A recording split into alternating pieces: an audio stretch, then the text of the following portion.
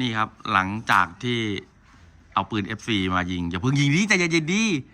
ก็เลยท้ากันน้ำคนละกระป๋อง ยิงจุด22ของ FC ครับระยะ10 เมตรกติกาว่ายังไงนะพี่บอกผมดิ คนละ5 นัด คนละ5 นัดแล้วไงต่อ นับคะแนน ใครน้อยสุดอ่ะ คือน้ำเลี้ยง น้ำอะไร สิง น้ำสิงนี่ครับให้ FC ชิงก่อนครับ7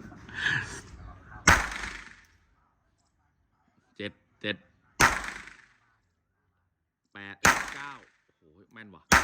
9เลยว่ะแน่นอนอ่ะเคลียร์ปืนบนแม็กซี่ก่อนโอเค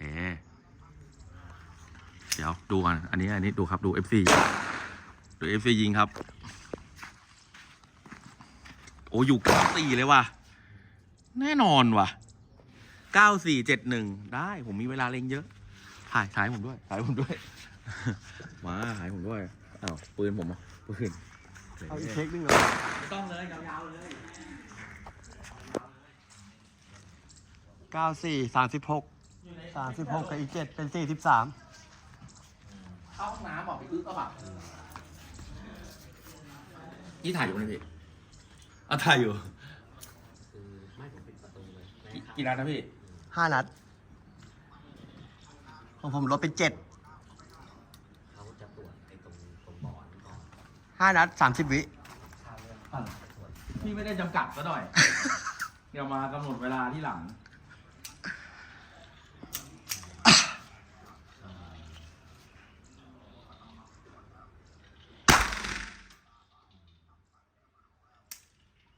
อ้าวนี่อย่างไร ด้านครับ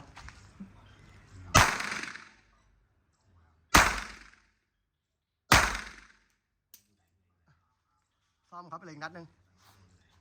ก็มันได้ไหมอ่ะ ก็เขาผ้ายังอ่ะ4เองไหมอ่ะ ได้ไหมไปเลยรอผมว่าเอาลูกใหม่ดีกว่า ได้ เรียวๆยาวๆอย่างเงี้ยนะ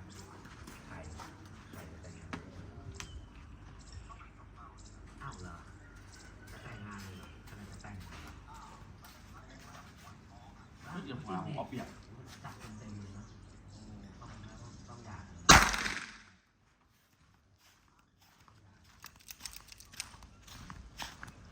ทำไมผมกระจุกเดียวกันแต่ไปอยู่ตะขวาหมดเลยวะโดนว่ะมี9แค่3เองหลุดมา8หลุดมา7นี่93 27กับ15 44 เอ้ย ไม่ใช่ดิ42แพ้ผมแต้ม ได้กินน้ำฟรีวันนี้